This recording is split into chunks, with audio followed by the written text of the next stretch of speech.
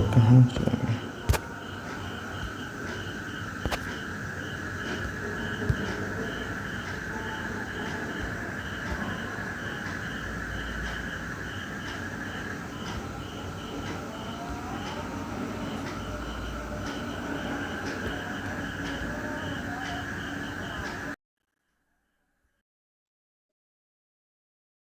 आपको पता है कि गोवा के अधिवेशन में जब राजनाथ सिंह जी थे, तो उस समय क्या कहते हैं, इनका विरोध चल रहा था, लाल कृष्ण आडवाणी जी का विरोध चल रहा था, लेकिन राजनाथ सिंह जी ने भांप लिया था कि मोदी जी का समय आ चुका है, इनको आने से कोई रोक नहीं सकता है।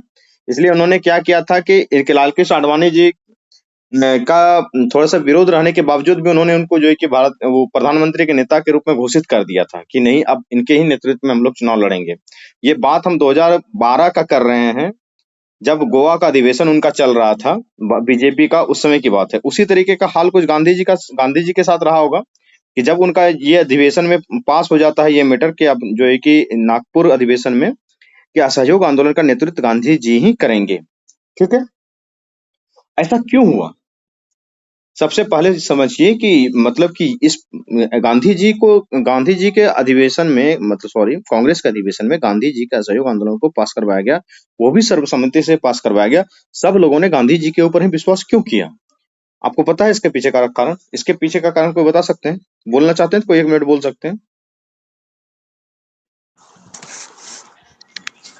हेलो। हाँ, बोलिए। सर, गांधी जी क्योंकि सभी जनता से व्यक्तिगत रूप से जाने थे और लोग भी उन्हें अपना एक सच्चा जो हितकर होता वैसे मान रहा था। जैसे कि हम देख सकते हैं 1917 में जो चंपारण हुआ था, उसमें वो एक राष्ट्रीय नेता के रूप में पहले भी उभर चुके थे। ये शैलेंद्र, कुछ बोलना है? जी सर। बोलो। ये सर, जब ये असहयोग वाला प्रस्ताव जो था, जब विशेष सेशन हुआ था, उस समय में यानी कि सबसे ज्यादा विरोध जो था वो चितरंजन दास ने किया था इसका, असहयोग वाले का। और उन्होंने क्या किया कि जब उसका वार्षिक सेशन हुआ तो उसी में उनसे उस बिल का अनुमोदन करवाया था शायद। यही तो गांधी जी का टैक्टिस था कि आप मेरा विरोध करते हैं तो आप ही मेरा थोड़ा प्रस्ताव पढ़ ना दीजिए। ये टैक्टिस सीखे हैं। देखिए हुआ क्या था कि 1915 में आपको पता है कि जब प्रथम विश्व युद्ध स्टार्ट हुआ था तो भर्ती करने वाला सार्जेंट इनको कहा गया था। तो राष्ट्रीय नेतृत्व में गांधी जी इसलिए आ गए कि ब्रिटिश का और इंडियन के बीच के एक कड़ी के रूप में आप गांधी जी को देखा जाता था। आपको पता है कि गांधी जी ने शुरुआत के दौर में अंग्रेजी शासन को अफ्रीका में जो है कि सही ठहराया था। बाद में उन्होंने विरोध किया था, वो भी कानूनी और अदालती विरोध किया था सिर्फ। तो उनको भी लगता था, ब्रिटिशर्स को भी लगता था कि अफ्रीका में भी इस बंदा से हम भेंट किए हुए हैं, थोड़ा सा जान पहचान है और ये तो मेरे समर्थक हैं। दूसरा है कि प्रथम विश्व युद्ध में जब मतलब कि उनको क्या कहते हैं, वॉलेंटियर के रूप में काम किया, उन्होंने रंगरूटों की भर्ती करवाई थी। आपको पता है रंगरूट? What is रंगरूट? रंगरूट सैनिक को बोलते हैं सर। सैनिकों की जो भर्ती करवाई थी, तो उनको जो है कि क्या बोला गया कि भर्ती करने वाला सार्जेंट बोला गया था। और उसके बाद जो है कि केसर ए हिंद की उपाधि भी दी गई थी। आप देखिए कि ब्रिटिश की तरफ से इस बात से लेकर के ब्रिटिश की तरफ से तो ये थोड़ा सा जो है कि ब्रिटिश और भारतीय जनता के बीच में कड़ी बनने का एक कारण ये था। भारत की जनता के साथ उनका जुड़ाव इसलिए था 1917 वाला, जिस आंदोलन का मैंने जिक्र किया कि चंपारण, अहमदाबाद और खेड़ा कर चुके थे वो। और इस बीच में जो है कि भारतीय जनता के बीच उनकी पैठ काफी थी। जो विरोध करते थे उनके विरोध को खत्म करने के लिए गांधी जी कोई हथियार नहीं उठाते थे, उनको दिमाग से ही और विचार से ही उनको जो है कि किसी न किसी तरीके से अपने में मिला देते। वो भी देखेंगे कैसे गोखले को अपना राजनीतिक गुरु मानना स्टार्ट कर दिए थे, तिलक स्वराज फंड की स्थापना करवा लिए थे। उसके बाद सुरेंद्र नाथ बनर्जी का जो संविधानवादी धारा था, उनसे लोगों को कैसे मतलब कि अपनी तरफ खींच लिए थे। अब देखिए क्या हुआ। साम्राज्यवादी हिस्टोरियन जो हैं, जो मतलब कि इसके साम्राज्यवादी इतिहासकार क्या करेंगे, आप इस चीज को समझ लीजिए, थोड़ा सा समय दीजिए, इस पॉइंट को पहले समझिए। साम्राज्यवादी इतिहासकार क्या होता है, क्या करेंगे ये इतिहासकार? एक दिन मैंने 1857 की क्रांति जब पढ़ाया था तो उसमें बहुत सारे इतिहास के विचारधारा ने बताया था। बताइए सर। ये लोग जो है सो ये लोग ब्रिटिश का गुणगान करेंगे। जितने भी साम्राज्यवादी ताकत हैं उसका गुणगान करेंगे साम्राज्यवादी इतिहासकार। ठीक है, तो साम्राज्यवादी इतिहासकार जो साम्राज्यवादी विश्लेषक थे, उनका मानना था कि इस तरीके से गांधी जी के ऊपर भरोसा करके और गांधी जी को कैसर हिंद की उपाधि देना और उसको जो है कि क्या कहते हैं भर्ती करने वाला सार्जेंट कहना, ये मतलब कि राजनीतिक भूल थी ब्रिटिश की। गांधी जी को इस तरीके से उन्होंने इज्जत दिया, इसके कारण क्या हुआ कि गांधी जी के कद में काफी वृद्धि हो गई, और जिनका फायदा गांधी जी ने बाद में उन्हीं के खिलाफ उठा लिया था। ठीक है, तो साम्राज्यवादी इतिहासकार इस कदम को क्या मानते हैं? एक राजनीतिक भूल मानते हैं। ठीक है, अब देखिए गांधी जी क्या करते थे। गांधी जी के सामने ये समस्या थी कि आम नेताओं को अपने पक्ष में कैसे इस्तेमाल किया जाए। नेता वही जिसके पास माइक हो, जिसके पास जनता हो, जिसके पास जनता है और दुनिया उसकी सुनता है। ठीक है, तो आम नेताओं के पक्ष में इस्तेमाल कैसे करें? तो इस्तेमाल करने के लिए उन्होंने अलग अलग टैक्टिक्स खेला। क्या किया? एक तो देखिए गोखले को क्या करते थे, वो अपना राजनीतिक गुरु मानते थे। उसके बाद तिलक की मृत्यु जब 1 अगस्त 1920 को हो गई थी, आपको पता है कि 1 अगस्त 1920 को असहयोग आंदोलन स्टार्ट हुआ था, और असहयोग आंदोलन स्टार्ट होने से जस्ट पहले तिलक जी की अर्थी उठी थी। ये पता है ना? मतलब जी 10 जी बजे असहयोग आंदोलन जी स्टार्ट होना और 7 बजे तिलक जी का मृत्यु हो गया था। ये देश के लिए वो काफी बड़ा दुर्भाग्य था। तो गांधी जी ने क्या किया था? तिलक स्वराज फंड की स्थापना की थी कि भाइयों बहनों, आज के बाद हमारे बीच तिलक तो नहीं रहे, लेकिन उनकी विचारधारा आज भी जिंदा है। तो हम चाहते हैं कि उनकी विचारधारा को हम आगे बढ़ाएंगे। आप लोग जो है कि उसके लिए सहयोग कीजिए। ये जो है कि हमने एक डब्बा रखा और ये मेरा तिलक स्वराज फंड है, इसमें मैं 10 आने देता हूँ, आप लोग भी 10-10 आने देने का कृपया कष्ट करें। और हमारे भाई जो जमनालाल बजाज हैं, ये 10,000 रुपया देंगे। ये ना किए होंगे गांधी जी। तो तिलक देखिए, इस मजाक का मतलब ये था कि तिलक स्वराज फंड के माध्यम से, गोखले के माध्यम से क्या किया उन्होंने? महाराष्ट्र के नेताओं को, महाराष्ट्र की जनता को अपने तरफ जोड़ लिया। और तिलक स्वराज फंड के माध्यम से क्या किया कि इनके जो लोग थे, क्योंकि आप समझिए तिलक जी का बहुत कद बड़ा हुआ था। क्यों कद बड़ा हुआ था? होम रूल लीग मूवमेंट, आप जानते हैं ना? ये जी होम रूल लीग मूवमेंट के कारण तिलक जी का कद काफी बड़ा था, इनके समर्थक बहुत थे। अब तो ये रहे नहीं, और नहीं रहे तो उनका फायदा उठाना है किन्हीं को। ठीक है, सर। हाँ और एक चीज ये भी था, उन्होंने एक स्टेटमेंट भी दिया था शायद ना, हम्म कि हमारे बीच से हमारा आधार चला गया, यानी कि जितने एक्टिविस्ट वो हम्म क्रांतिकारी थे उनका भी समर्थन लेने के लिए ये जब तिलक स्वराज फंड का स्थापना किए, तो उन्होंने एक्टिव जितने गर्मपंथी वाले जो थे नेता, उनका भी समर्थन लेने के लिए बोले। उनके बीच में उन्होंने भी एक स्टेटमेंट और दिया था कि हमारे बीच से हमारा आधार चला गया, तो उनका भी समर्थन तो मिल गया था हाँ, सहयोग वाले में। वो बढ़िया थे। इन सब मामलों में गांधी जी का कोई जोड़ नहीं, जैसे मोदी जी का कोई जोड़ नहीं, वैसे गांधी जी का कोई जोड़ नहीं है। जी सर। ठीक है, तो एक तो देखिए गोखले की विरासत को ले लिया, तिलक की विरासत को ले लिया, अभी देखेंगे कैसे कैसे सारे की विरासत को उन्होंने ले लिया। एक व्यक्ति जब क्या कहते हैं नेशनल लीडर बनता है, नेशनल लीडर के अंदर बहुत सारी क्वालिटी होती है, बहुत सारे तबके के लोग उससे जुड़े हुए रहते हैं। ठीक है, तो एक बार तो बोलेंगे कि अडानी अंबानी के पक्ष में काम करेंगे मोदी जी, एक बार बोलेंगे मैं गरीब का बेटा हूँ, एक बार बोलेंगे कि मुझे ना वाराणसी ने बुलाया है, ना किसी और ने बुलाया है, मेरी माँ गंगा मैया ने बुलाया है। तो गंगा वाले लोग जुड़ जाएंगे उनके साथ। तो इसी तरीके हर से चीज करते को हैं। साथ लेना। उसके बाद फिर जैसे गांधी जी धोती कुर्ता पहनते थे, मोदी जी भी अलग अलग जगह जाते हैं रैली में तो अलग अलग कपड़ा पहनते हैं। थोड़ा उनका वेशभूषा देखा कीजिए, हेलीकॉप्टर में 2-3 बार कपड़ा चेंज कर लेते हैं वो। समझने का प्रयास कीजिए कि लोग कैसे नेता जनता को जोड़ता कैसे है। मेरा कहने का मतलब ये है।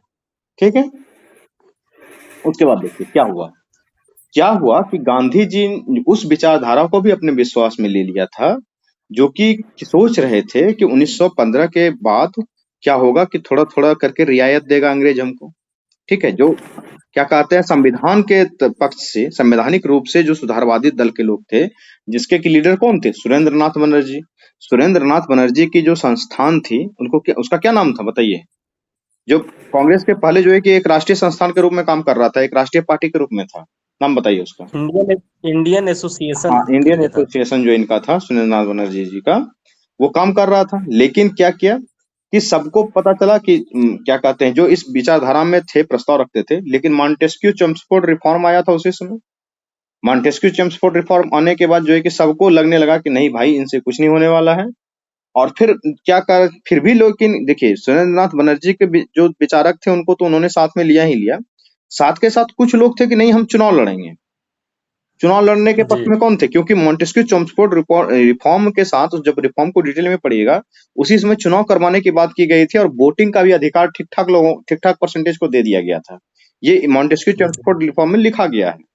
ठीक है, तो कुछ लोग थे कि अब चुनाव लड़ेंगे, चुनाव लड़के जो है कि विधानसभा के अंदर जाएंगे, वहीं जो है कि विरोध विरोध करेंगे, वहीं से अपना बात मनवाने का प्रयास करेंगे। तो इसमें बहुत आगे कौन लोग थे? एक तो सीआर इसमें सर दास, सीआर दास थे, एक सीआर दास थे, और एक कौन थे? मोतीलाल नेहरू थे। मोतीलाल नेहरू। अब देखिए गांधी जी यहाँ क्या करते हैं, सीआर दास और मोतीलाल नेहरू जी को दोनों को समझा दिए, मोतीलाल मेरी बात सुनो, जो कि देश का हवा तुम्हारे पक्ष में नहीं है, ठीक है, देश अभी क्रांति करने के मूड में है, तुम जो चाह रहे हो कि जाओगे चुनाव लड़ोगे जीत जाओगे, तुम जीत नहीं पाओगे। इसलिए आगामी विधानसभा चुनाव में भाग ही मत लेना, क्योंकि कांग्रेस का भी आधार मजबूत नहीं हुआ है, कांग्रेस जीत नहीं पाएगी, हार जाओगे बेइज्जती होगा। तो फिर ये लोग भी चुप हो गया। तो इन लोगों के जो समर्थक थे गांधी जी में मिल गए जाके। अब देखिए वही उसके बाद क्या हुआ, हिंदू मुस्लिम एकता उन्होंने करवाया था। हिंदू मुस्लिम एकता कब हुआ था?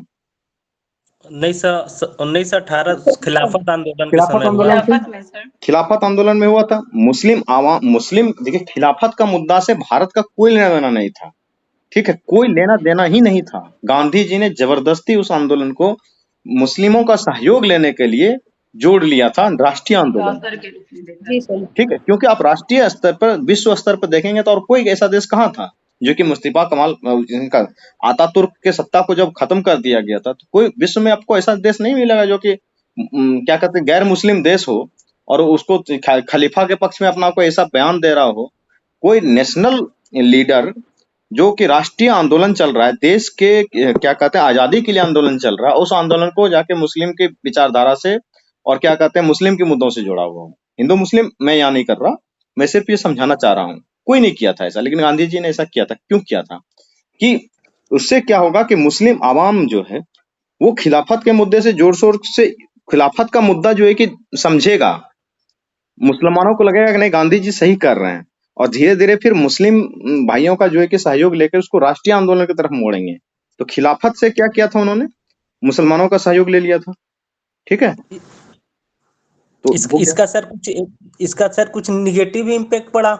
हाँ आएंगे फिर विषयांतर हो जाएगा। निगेटिव इम्पैक्ट क्या पड़ा, नहीं करना चाहिए था, जिन्ना ने ही उनको लेटर लिख के बोला था आप मौलानाओं को इस तरीके से जो है कि छूट दे रहे हैं, ये ठीक बात आप नहीं कर रहे हैं। वो जिन्ना ने बोला था सर कि ये आपकी बहुत बड़ी राजनीतिक ये राजनीतिक भूल होने वाली है, वो हुआ था, वो हम भी जानते हैं आप भी जानते हैं, लेकिन विषयांतर नहीं करेंगे यहाँ पे।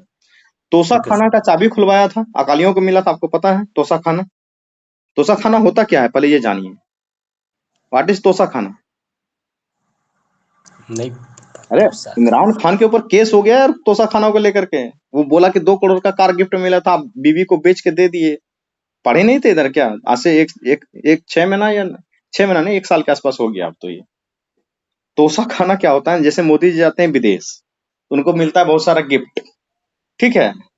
तो और क्या कहते हैं, जैसे कि गुरुद्वारा है तो उनका भी होता है ना चढ़ावा जो चढ़ता है, तो जहां पे रखा जाता है उसको तोसा खाना बोला जाता है। जो मोदी जी को गिफ्ट मिलता है वो राष्ट्रीय गिफ्ट है, मोदी जी का पर्सनल गिफ्ट कुछ नहीं है, वो भारत को मिला हुआ गिफ्ट है। तो उसको जो है कि कुछ रुपया है, 20,000 रुपया तक के गिफ्ट का मोदी जी खुद इस्तेमाल कर सकते हैं, लेकिन उसके बाद का जो गिफ्ट मिलता है मांगा वो सारा गिफ्ट जो है कि रखा जाता है संग्रहालय में, उसको तोसा खाना बोला जाता है, ठीक है। तो इमरान खान के ऊपर आरोप यही था, जो पाकिस्तान के पूर्व प्रधानमंत्री थे, कि इन्होंने उनको जो सऊदी अरेबिया से गिफ्ट मिला था, बहुत महंगा कार मिला था और एक घड़ी मिला था काफी महंगा, उनको उन्होंने बेच के जो है उसका पैसा पत्नी को दे दिया था। उसके मामले में केस हो गया था, ठीक है, तोसा खाना मामला उसको कहते हैं। तो इसका जो है कि जो गुरुद्वारा वाला तोसा खाना था उसका चाबी इन लोगों को मिल गया था, अकालियों को। अकाली दल आप जानते हैं ना, पंजाब वाले। तो उन्होंने बधाई दी थी गांधी जी को कि स्वराज की पहली जीत मिली है। तो उससे क्या हुआ कि इनको पंजाबी सिख को उन्होंने जोड़ लिया, ठीक है। एक एक पॉइंट से देखते जाएंगे कैसे देश में उनके साथ लोग जुड़ रहे हैं। उसके बाद क्या हुआ, इस तरीके से गांधी जी क्या कर रहे हैं कि सांस्कृतिक और धार्मिक मुद्दों को राष्ट्रीय आंदोलन से जोड़ रहे हैं। अब देखिए क्या हुआ कि रॉलेट एक्ट और जलियांवाला बाग हत्याकांड हुआ था, उनकी उन्होंने तीव्र भर्त्सना की थी, गांधी जी ने बहुत विरोध किया था। म्यूट कर लो, साइलेंट। जी सर। ठीक है, गांधी जी ने उसकी तीव्र भर्त्सना की थी। इससे क्या हुआ कि नागरिक स्वतंत्रता और भारतीय अस्मिता पर उन्होंने हमला बता दिया था गांधी जी ने कि भाई ये तो नागरिक स्वतंत्रता पे पूरी तरीके से हमला है, हमारी भारतीय अस्मिता के ऊपर हमला है। तो इससे क्या हुआ कि जो लोग थे इस जलियांवाला हत्याकांड से जुड़े हुए, उनका समर्थन गांधी जी को मिला। अब देखिए कितने लोगों का समर्थन गांधी जी ने जुटा लिया है। गोखले का समर्थन है, तिलक स्वराज का समर्थन है, तिलक का समर्थन है, सीआर दास मोतीलाल नेहरू को मिला लिया है, खिलाफत से मुस्लिम का समर्थन ले लिया, उसके बाद क्या कहते हैं, इससे तोशाखाना से पंजाबी लोगों का समर्थन ले लिया, और जो है कि और किनका किनका समर्थन उठाया था उन्होंने। उसके बाद देखिए उनका अपना भी लीडर बेस था, चंपारण, अहमदाबाद और खेड़ा। तीनों आंदोलन सफल आंदोलन था, लोकल लेवल का ही आंदोलन था, लेकिन सफल लेवल का आंदोलन था। तो उनके देश के जनता को क्या लग रहा था, अभी एक ऐसा लीडर हमको चाहिए जो कि देश को आजादी दिला सके। और गांधी जी ने धीरे धीरे लोगों को विश्वास दिलाना स्टार्ट कर दिया था कि आप मेरे साथ 1 साल से 2 साल तक मेहनत कीजिए, लगातार मेहनत कीजिए, हम आपको भरोसा दिलाते हैं कि हम आपको आजादी जरूर दिलाएंगे। तो इससे आम जनता भी जुड़ने लगा था। अब जो है ना, एक मुद्दा ये भी है कि गांधी जी के बारे में बहुत सारा अफवाह भी उड़ता था कि जो गांधी जी का भाषण सुनने के लिए नहीं जाएगा उसकी बकरी मर जाएगी, ठीक है। तो इस अफवाह से भी बहुत सारे लोग गांधी जी का भाषण सुनने चले जाते थे। गांधी जी बहुत मतलब कि क्या कहते हैं, चमत्कारिक लीडर होते थे इन सब मामलों में।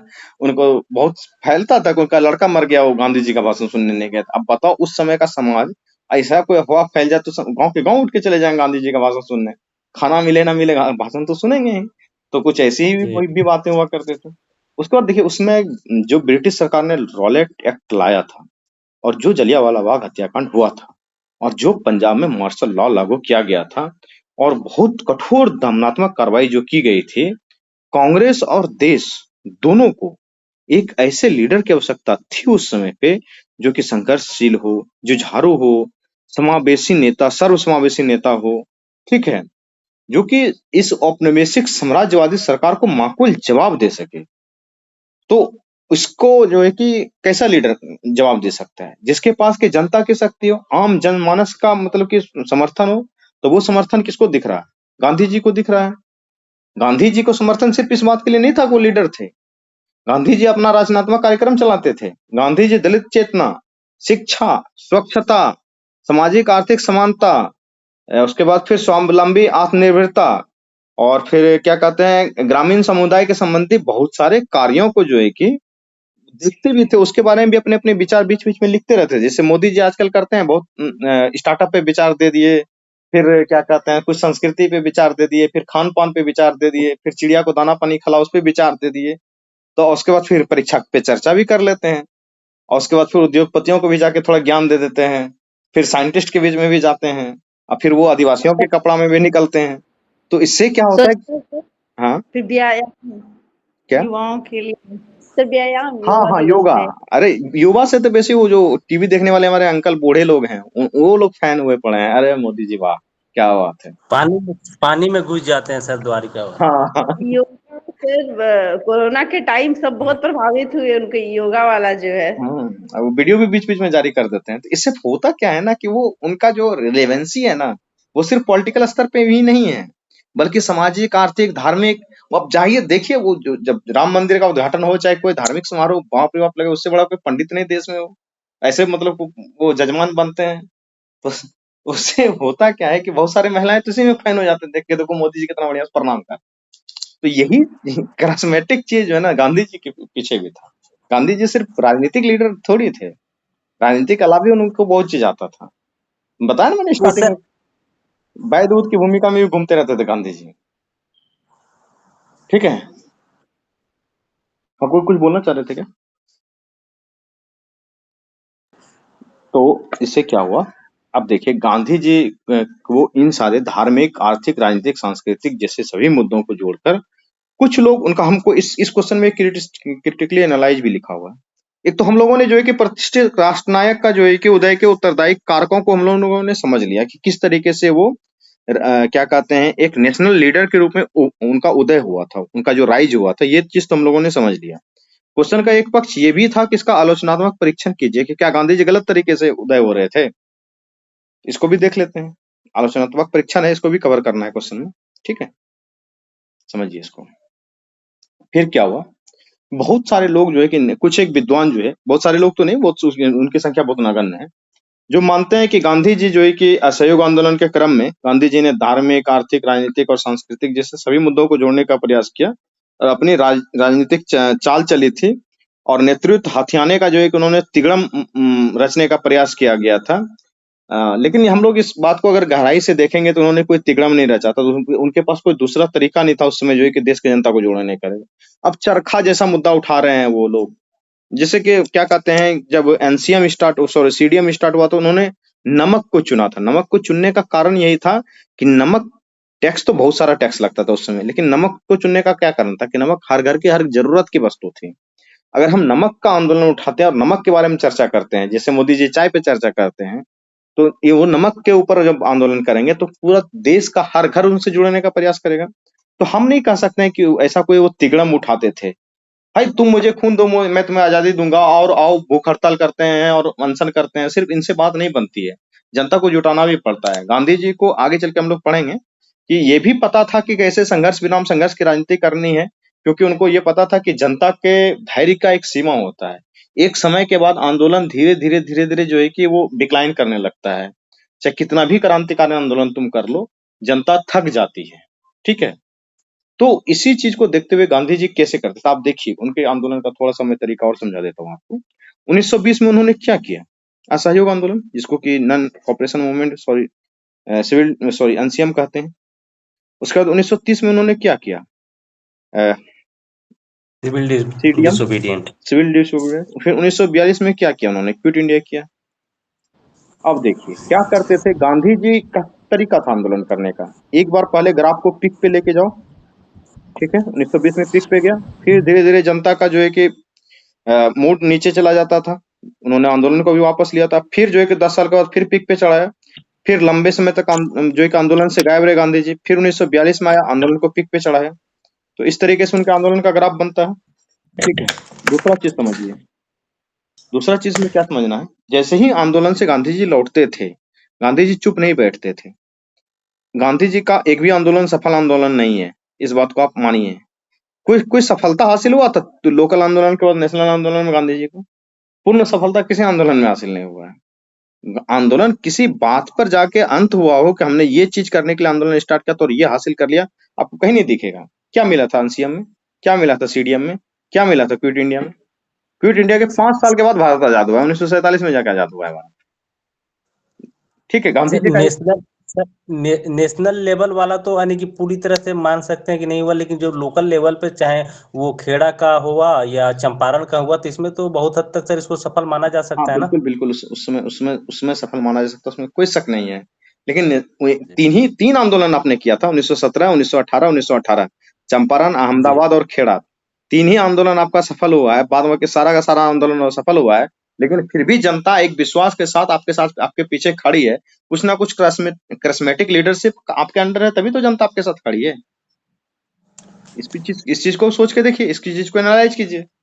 तो गांधी जी क्या नहीं करते सर, उस समय एक ये तो इस तरह के लीडर तो उभरे हुए थे, और जनता का वो जो साउथ अफ्रीका में जो उनका पीछे का बैकग्राउंड था, वो उसको देख करके जनता बिलीव कर रही थी कि नहीं शायद ये कुछ हम हमारे जिंदगी में जीवन में चेंज ला सकता है। एक बात ऐसा कुछ बताइए कि आप 10th पास कर गए, 12th पास कर गया, जिंदगी में एक भी कंपटीशन आपसे निकले नहीं, आप पिताजी सिर्फ पैसा देते रहे पीछे से कि लड़का मेरा कुछ करेगा, काहे कि मैट्रिक में बबुआ जो कि फर्स्ट डिवीजन लाया था, इंटर भी फर्स्ट डिवीजन पास किया था, तो कहीं चलेगा क्या?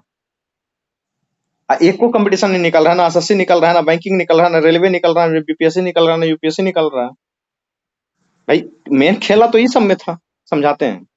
देखिए हुआ क्या था, गांधी जी क्या करते थे यहाँ पे, कि गांधी जी करते ये थे कि जैसे ही इनका आंदोलन खत्म होता था, जैसे ही पीक का फेज आता था ना गांधी जी का, इस फेज में जब चला जाता था, गांधी जी रचनात्मक कार्य की ओर चले जाते थे।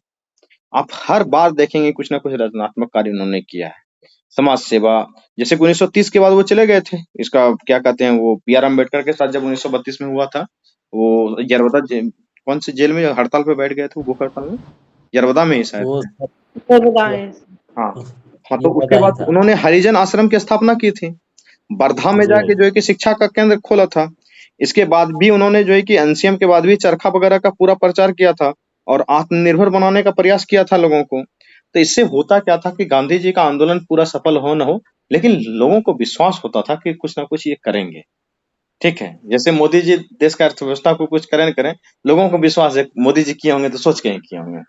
ठीक है, उसी तरीके से लगता था कि नहीं कुछ ना कुछ करेंगे, और इसलिए जो है कि गांधी जी के पीछे लोग जुड़े हुए थे। जुड़ने का सबसे बड़ा कारण यही था। ठीक है, तो उसके बाद गांधी जी में कुछ अपना भी टैलेंट था। जैसे उनके टैलेंट का भी जिक्र कर लेते हैं हम लोग। उनका जो है कि एक लोकोन्मुखी व्यक्तित्व था, मतलब कि जो है कि ऐसा व्यक्तित्व था जो जनता के बीच में काफी पॉपुलर था। उनका स्वराज संबंधी विचार भी काफी अच्छा था गांधी जी का। भाषा कौशल बहुत शानदार था उनका, वो बोलते बहुत जबरदस्त थे। ठीक है, धीरे धीरे ही बोलते थे लेकिन बोलते बहुत जबरदस्त, मतलब खतरनाक वाला बात बोलते थे वो। ठीक है, वेशभूषा उनकी आम थी, जिससे कि उसको जो है कि जनता के बीच एक सहज स्वीकृति मिली हुई थी। ठीक है, संविधानवाद के संकीर्ण गलियारे से का क्या किया कांग्रेस को गांधी जी ने। पहले इस कांग्रेस में क्या होता था 1915 से पहले, आप देखिए कांग्रेस में क्या चल रहा था जब लोकल लीडर कांग्रेस को डील कर रहे थे। तो संविधानवाद की ही विचारधारा उनकी प्रमुख थी। जब 1907 में इनके बीच झगड़ा हुआ था, गरम दल और नरम दल के बीच, नरम दल जीत गया था, आपको पता होना चाहिए। और जी हमेशा क्या करते थे वो लोग, संवैधानिक रास्ते को ही अपनाते थे।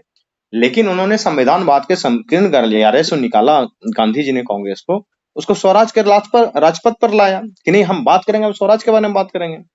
तो गांधी जी का ये भी तो अचीवमेंट है। स्वराज के लिए हर वर्ग का सहयोग चाहिए। गांधी जी रामराज्य को व्याख्यापित करते थे। स्वराज को जो है कि ये शब्द लिख लीजिए, गांधी जी स्वराज को रामराज्य से जोड़ते थे। अब समझिए इस बात को, अगर गांधी जी स्वराज को रामराज्य से जोड़ देंगे, स्वराज समझाने में तो बड़ी दिक्कत होगा। स्वराज है कि सुराज है कि क्या है, कौन जनता जाने कि स्वराज क्या है जब कोई पढ़े लिखे नहीं है। तो गांधी जी समझाते थे कि देखो ऐसा दिन आएगा राम राज्य कहलाएगा। हाँ, राम राज्य मतलब कि हाँ बात तो सही है, गांधी जी कह रहे हैं कि कोई जनता भूखा नहीं रहेगा, प्यासा नहीं रहेगा, आपसी मतभेद खत्म हो जाएगा। कि रामायण तो पूरा दुनिया सुन के बैठा हुआ था गांधी जी के आने से पहले भी। बस उनको जो है कि सिर्फ समझा देना है कि रामायण राम राज्य टाइप जो है कि देश में आजादी आएगा, तो सब जनता को लगता था हाँ बहुत अच्छा बहुत अच्छा। ठीक है, अरे सर वो भी 1920-21 की बात थी, आज भी 2020-21-22 चल रहा है, एकदम सेम चीज रिपीट हो रही है हाँ तो इतिहास अपने आप को दोहराती है। 100 साल बाद। 100 साल बाद दोहराए चाहे 1000 साल बाद दोहराए, लेकिन दोहराती तो आप पढ़े होंगे। ठीक है, तब लोकल गांधी एक तो फिर से पैदा ले लिए हैं। इनको उनको गांधीवाद से कोई लेना देना नहीं है। वो नाथूराम गोडसे के पक्के वाले भक्त हैं। मैंने उनका भाषण कई बार सुना है। उनको कानून वगैरह पे या फिर संविधान के ऊपर बहुत आस्था नहीं है, ये बात आप जान लीजिए। जिस तरीके जी के लीडर है ना ये, मैंने उनका भाषण बहुत गौर गौर से सुना है, क्योंकि पढ़ाने के दरमियान, करंट अफेयर पढ़ाने के दरमियान भाषण सुनना पड़ता है उनका। काफी प्रतिभाशील व्यक्ति हैं, नो डाउट, बोलते अच्छा है, जी लीड अच्छा करते हैं, ये सब स्किल है उनके पास, मेहनती हैं, ठीक है, बहुत अच्छा बात है। लेकिन अगर आपके विचारधारा के अंदर में ही कुछ फॉल्ट हो तो दिक्कत है। ठीक है, जी देखिए अब क्या है, आपको बताया कि गांधी जी सिर्फ यहीं तक नहीं रुके थे।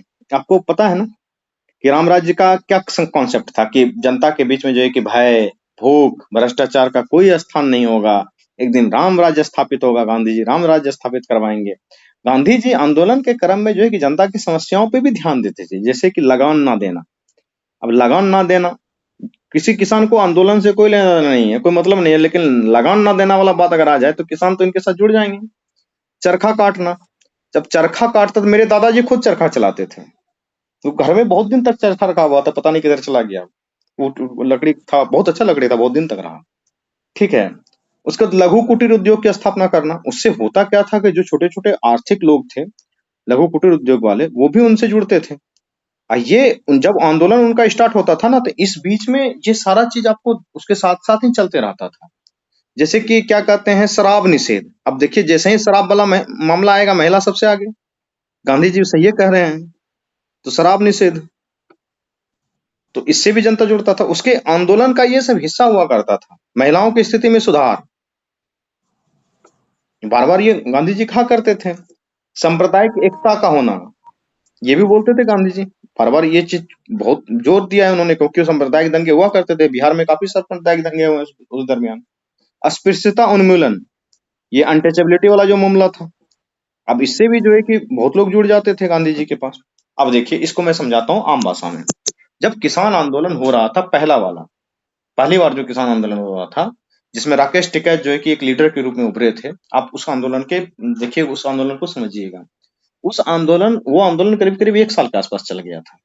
और वो आंदोलन चलने के पीछे कारण क्या था कि काफी जो सिख पद्धति है, जो सिखिज्म है, किस तरीके से खाना खिलाते हैं लोग, किस तरीके से जो है कि सिख लोग एक दूसरे से मिलजुल के रहते हैं, इन चीजों को देखने में काफी लोगों का इंटरेस्ट था। पहली बार कोई सिख समुदाय के चीज सामने आए थे कि कैसे लंगर लगता है, कैसे पंगत बढ़ता है, कैसे पंगत और संगत का सिस्टम है कि सब लोग साथ में खाते हैं, पंगत बांटा जाता है, और कितना सिख समुदाय मजबूत है जो कि इतना दिन तक आंदोलन चल रहा है, उसमें फंडिंग हो रही है, वो अपना अखबार निकाल रहे हैं, उसके बाद उसकी अपनी लॉन्ड्री चल रही है, वो जो श्रीवल अकाली तख्त वाला जो यहाँ गुरुद्वारा कमेटी था इनका, जो दिल्ली वाला था, वो काफी फंडिंग किया था उसमें।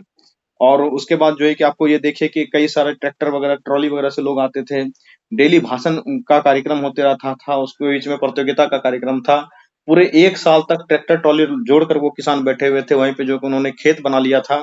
तो इन सब चीजों को देखने के भी लिए भी जो है ना, बहुत सारे पंजाब से लोग, हरियाणा से लोग, पश्चिमी उत्तर प्रदेश के लोग, राजस्थान के लोग आ जाते थे आंदोलन में। चलो चलो देख के आएंगे कैसा आंदोलन चल रहा है, कैसा टेंट लगवाया है, और बहुत महंगा महंगा ट्रैक्टर लेके चलते थे। तो आंदोलन में भीड़ जुटते रहा और रचनात्मक कार्यक्रम काफी चलते रहा।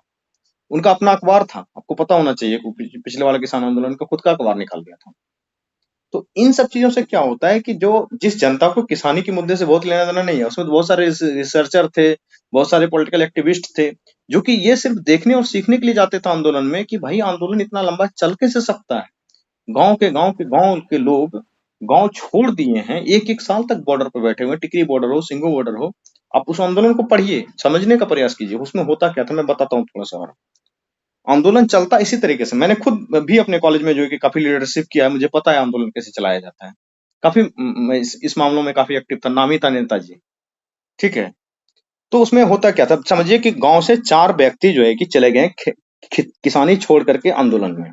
अब उसका खेती कौन देखेगा, उसकी बेटी का शादी कौन देखेगा, उसकी माँ अगर बीमार है तो उसको दवाई कौन देगा, ये भी तो इंतजाम करना होता है आपको आंदोलन में। तो ये हरियाणा में क्या है, पंजाब में क्या है कि वो जो क्या कहते हैं खाप पंचायत बैठता है, जो पंचायत वाला सिस्टम है, काफी मजबूत है हरियाणा का। तो उसमें क्या था कि अगर आपके घर से एक आदमी गया है आज आंदोलन में और वो 15 दिन तक वहां रुकेगा, तो आपके घर का खेती का सारा काम जो है कि आपका पड़ोसी देखेगा, वो पंचायत के लोग जो युवा थे वो देखेंगे, ठीक है। जब 15 दिन के बाद उसका वो रोटेट करके वापस हरियाणा आएगा, दूसरा 5-7 लोग अगले घर से जाएगा, ठीक है, ये फिक्स था। अगर किसी की बेटी का शादी है तो पूरा समाज का लोग मिलकर उसको पैसा देगा, उसकी बेटी का शादी करवाएगा, ये जिम्मेदारी ये लोग ले रहा है, और वो लड़ने के लिए जा रहा है, आंदोलन करने के लिए जा रहा है। इस तरीके का सिस्टम जब चलता है तो आंदोलन काफी लंबे समय तक खींचा जाता है, ठीक है। यही चीज गांधी जी के भी आंदोलन में आपको दिखता है कि लगान ना देना, चरखा चलाना, लघु कुटीर उद्योग का स्थापना कर दो। जैसे गांधी जी 1917 में यहाँ आए थे, चंपारण ही आए थे, यहाँ पे एक बालिका, उनके साथ उनकी पत्नी कस्तूरबा भी आई हुई थी, एक बालिका स्कूल का स्थापना किया था उन्होंने। अब पढ़ेंगे जब हम लोग कि बिहार में जैसे बिहार विद्यापीठ का स्थापना किया था असहयोग आंदोलन के दरमियान बिहार में गांधी जी ने, देवघर विद्यापीठ का स्थापना किया है गांधी जी ने। गांधी जी जिस इलाके में जाते थे उस इलाके की समस्याओं को भी उठाते थे ताकि उस इलाके की जनता ज्यादा से ज्यादा जुड़ सके। बाहर से आप कितने लोग लाएंगे आंदोलन में, ठीक है। और एक चीज समझिए कि गांधी जी हमेशा जो है कि वही प्रेशर पॉलिटिक्स खेलते थे, दबाव समझौता दबाव, इसकी राजनीति पे करते थे काम। तो क्या होता था कि जब लगता था कि अब आंदोलन मेरा जो है कि ठंडा पड़ने लगा है और अंग्रेज मेरे आंदोलन को कुचल देगा, तो गांधी जी क्या करते थे, दमन से पूर्व में जन आंदोलन को वापस ले लेते थे। और वापस लेने के क्रम में क्या करते थे, गांधी जी कुछ ना कुछ को हासिल कर ही लेते थे, छोटा मोटा चीज, हमको ये मिल जाए, हमको ये मिल जाए, हमको ये मिल जाए। अंग्रेज भी बोलता था चलो यार आंदोलन वापस लो, ठीक है, तुम्हारा ये बात मान ली, ठीक है। और गांधी जी का एक भी आंदोलन किसी मतभेद में नहीं उलझा है। आप बताइए, एनसीएम हो, सीडीएम हो, या फिर क्विट इंडिया मूवमेंट हो, कोई आंदोलन मतभेद में उलझा है क्या? नहीं उलझा है। राष्ट्रीय एकजुटता एकता हमेशा रहा उसके आंदोलन में। 1857 के तरह का तरीके का आंदोलन, उसमें जो है कि बहुत सारा मतभेद था कि उसमें जमींदार वर्ग के लोग नहीं जुटे थे। कोई भी आंदोलन उसमें आपको मतभेद दिखेगा, लेकिन गांधी के आंदोलन में कोई मतभेद नहीं था, क्योंकि वो सबको साथ लेने के लिए जो कि जानते थे। वैचारिक मतभेदों को तो जो कांग्रेस के अंदर भी वैचारिक मतभेद होते थे, जैसे कि इनका सीआर दास का, मोतीलाल नेहरू जी का जो वैचारिक मतभेद था, उनको भी उन्होंने जो है कि सम्मान दिया था, आइए आप भी बोलिए। एक बार कांग्रेस टूट चुकी थी 1907 में, दूसरे बार 1924 में टूटने का हालात हुआ था कांग्रेस के बीच में, लेकिन उन्होंने टूटने नहीं दिया। क्या किया, जब सीआर दास और मोतीलाल नेहरू ने स्वराज पार्टी की स्थापना कर ली, उन्होंने उनको मान्यता प्राप्त कर दिया, ठीक है, स्वराज पार्टी भी कांग्रेस का एक हिस्सा माना जाएगा, और आप जो करें एक्टिविटी करेंगे वो कांग्रेस की एक्टिविटी मानी जाएगी, बात ही खत्म। ये तो किया था उन्होंने। तो इनसे क्या हुआ कि वैचारिक मतभेद को उत्पन्न नहीं होने दिया उन्होंने। उनके जो भी डिफरेंट विचार थे उनको कांग्रेस के बीच में ही पर्याप्त उभरने का अवसर दे दिया उन्होंने। तो सभी विचारधारा के लोग कांग्रेसी जो भी लोग थे वो जुड़ते चले गए। ये और गांधी एक जी में था। एक एक एक एक एक सर एक यहाँ एक डाउट थोड़ा सा क्लियर करना था। हम्म ये जैसे ये इन्होंने जब यहाँ पे कर लिया, जैसे ये CR दास ने जब अलग स्वराज पार्टी बनाया तो उसको उन्होंने मान्यता दिया था कि ये एक यानी कांग्रेस का ही विंग है। और इसी तरह से जब इससे त्रिपुरी में जब सुभाष चंद्र बोस अलग होकर के अपना फॉरवर्ड ब्लॉक बनाए, लेकिन उसको अलग बोल दिया कि उसका उससे कोई लेना देना नहीं है। ये वाली चीजें रही थी ना। तो देखिए, जब क्रिटिकली एनालाइज पढ़ेंगे तो उसमें पढ़ेंगे भी। गांधी जी का 2 ही 3 ठीक। जगह तो क्रिटिसिज्म होता है। एक तो भगत सिंह को बचाने में उन्होंने पूरा जो है कि जी जान नहीं लगाया। जब ये जी सुभाष चंद्र बोस से बेचारे मतभेद हुआ तो उन्होंने जो है कि उनको साइडलाइन करवा दिया था खुद, पहली बार भी और दूसरी बार भी। हरे त्रिपुरी का संकट हो या उससे पहले हरिपुरा का अधिवेशन हो, गांधी जी प्रयास तो कर ही रहे थे कि इनको किसी तरीके से नेशनल लीडर नहीं बनने दो। सीधा सीधा बात है, अंदर रखाने तो कुछ रहता ही भाई, कितना दिन से हम नेशनल लीडर हैं, तुम कैसे हीरो बन जाओगे। ये मुद्दा भी तो चलता ही होगा उस समय, ऐसा नहीं है कि नहीं चलता होगा। ठीक है, जी। तो आपकी बातों से हम एग्री करते हैं। ठीक है, अब देखिए इसके बाद क्या हुआ। गांधी जी इसके अलावा ग्राम स्वराज की अवधारणा, ये सब लिख सकते हैं आप, ये अच्छा अच्छा पॉइंट है। मैं लिखा देता हूँ कुछ पॉइंट आपको। ग्राम स्वराज की अवधारणा, उसके बाद क्या कहते हैं, बुनियादी शिक्षा प्रणाली। ये वृद्धाश्रम क्या था? आश्रम की स्थापना 100। वर्धा में ही होता था ना। उसके बाद फिर न्यायशीता का सिद्धांत, मतलब ट्रस्टीशिप थ्योरी इसको बोलते हैं, न्यायशीता इसको ट्रस्टीशिप बोलते हैं। ये ठीक से लिख देता हूँ मैं। सिद्धांत दिया। हम्म, न्यायशीता का सिद्धांत, इसको ट्रस्टीशिप बोलते हैं।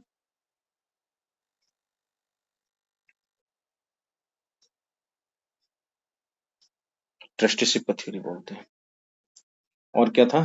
सर्वोदय दर्शन का था ना।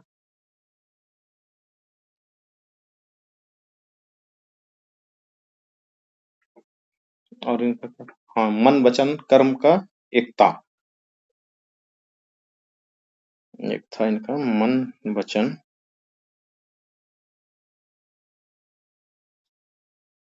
कर्म के एकत्व का सिद्धांत, मतलब कोई भी काम करना है तो मन वचन और कर्म पूरा लगाना है उसमें। ये सब लिखिएगा ना, ये कीवर्ड तो बड़ी काम आएगा आपको, कहीं भी लिखेंगे तो अच्छा नंबर मिलेगा। ग्राम स्वराज की अवधारणा, बुनियादी शिक्षा प्रणाली, ठीक है, न्यायशीता का सिद्धांत जिसको ट्रस्टीशिप थ्योरी बोलते हैं हम लोग, ठीक है, सर्वोदय दर्शन, उसके बाद मन वचन कर्म के एकत्व का सिद्धांत इनका था। और मानवतावाद में भी काफी विश्वास करते, उसको क्या तो बोलते हैं लोग। एक तो इनका रचनात्मक कार्यक्रम था, पहले वो भी लिख लीजिए। इनका रचनात्मक कार्यक्रम था। रचनात्मक कार्यक्रम में मतलब क्या? चरखा चलाना, ठीक है, एक रचनात्मक कार्यक्रम था इनका। और क्या था? ये महात्मा वाली था। साथ में सर पर्यावरण भी आ जाएगा। क्या? हाँ, पर्यावरण वाला भी था एक। स्वच्छता हो गया, उसी के बीच आ जाएगा उसके अंदर। रचनात्मक में स्वच्छता हो गया, पर्यावरण हो गया, ये सब चीज आ जाएगा, इसमें लिख सकते हैं ऐसे करके। आश्रम का निर्माण भी सर, ये हाँ, स्वच्छता हो गया, उसके आंदोलन बाद होता था वहाँ, आश्रम पर्यावरण का हो निर्माण। गया, पर्यावरण में उनका कॉन्सेप्ट है ना। उसके बाद फिर एक कर्म की महत्ता हो गई उनकी। कर्म की महत्ता, ये तो काफी अच्छा था इनका। कर्म की जी महत्ता सर। में गांधी जी ये कहते थे कि एक व्यक्ति को उतना श्रम जरूर करना चाहिए ताकि उससे अपने खेत से जो है कि 2 वक्त की वो अपने लिए खुद के लिए रोटी उगा सके, उतना शारीरिक श्रम करना चाहिए। एक था उनका क्या कहते हैं, शारीरिक श्रम को भी सम्मान देते थे काफी गांधी जी, शारीरिक जी श्रम सर। को सम्मान। और उन्हीं के जीवन को वास्तविक जीवन मानते थे, हम्म जो सारी करने वाले लोग हैं। हम्म ठीक है, उनके जीवन को वास्तविक जीवन मानते भी थे। तो क्या कहते हैं, मानवता के प्रति करुणा भी था उनमें। मानवता के प्रति करुणा भी था उनमें, कंपैशन जिसको बोलते हैं इंग्लिश में, करुणा, कंपैशन लिख लीजिएगा, कंपैशन भी था। ठीक है। तो इससे क्या होता था कि भारतीय जनमानस में उसका एक महात्मा वाला छवि हो गया था। ठीक है। तो इस तरीके से गांधी जी जो है कि एक नेशनल लीडर भी थे, मास लीडर भी थे। जैसा भी क्वेश्चन आ जाए कि जन नेता के रूप में गांधी जी के बारे में चर्चा करें तो आप कर सकते हैं कि यही सब तो था जो उनको जन नेता बनाता था। ये ग्राम स्वराज हो गया, बुनियादी शिक्षा हो गया, मतलब इसमें गांधी जी सिर्फ एक पॉलिटिशियन के रूप में नहीं दिख रहे हैं आपको, एक सोशलिस्ट के रूप में, एक समाज सेवी के रूप में, इस तरीके के रूप में भी दिख रहे हैं गांधी जी। ठीक है। उनका जो आर्थिक समानता के संबंधी विचार हैं, स्वच्छता के संबंधी विचार हैं गांधी जी के, कई सारे विचार हैं, हम लोग पढ़ेंगे उनको। तो कल प्रयास करेंगे उनके अलग अलग विचारों को पढ़ा दें। लैंगिक समानता के संबंधी विचार, शिक्षा के संबंधी विचार, अस्पृश्यता के संबंधी विचार, वर्ण संबंधी उनका विचार था, जाति प्रथा को लेकर के, समानता के संबंधी विचार। तो ये सब भी जो बहुत इंपॉर्टेंट है, ये सब आप लिख लीजिए। ठीक है, ये काम आएगा आपको।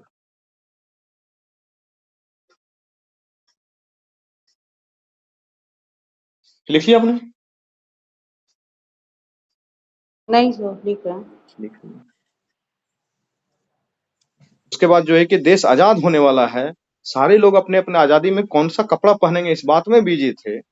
सारे लोग इस बात में बिजी थे कि कल हम कौन सा भाषण देंगे जो कि अगले 100 साल तक हमारे भारत के इतिहास में जो है कि मेरा नाम छप जाएगा। गांधी जी उसमें नौवा खली में थे। गांधी इसको कहते हैं। गांधी के पास जब आते हैं ये चक्रवर्ती राजगोपालाचारी साहब जो प्रोफेसर हुआ करते थे, जब उन्होंने जो राजेंद्र प्रसाद थे, जब चंपारण गए थे गांधी जी, वहां पे उन्होंने सबको जनता के बीच में बिठाया। ये लोग इतने बड़े बड़े अपने आप को वकील समझा करते थे और इतने बड़े बड़े प्रोफेसर हुआ करते थे, प्रकांड विद्वान माना करते थे, जनता से उनका कोई कनेक्ट ही नहीं था। राजेंद्र प्रसाद को बोला गया कि आप जाइए किचन में आलू छिलिए। जब चक्रवर्ती राजगोपाल साहब वो प्रोफेसर बन के आए थे, बोला बापू मेरे लिए कुछ काम दीजिए, क्या करें आपके लिए। बोला कस्तूरबा जो है कि किचन में काम कर रहे हैं, जाओ चटनी पीस दो।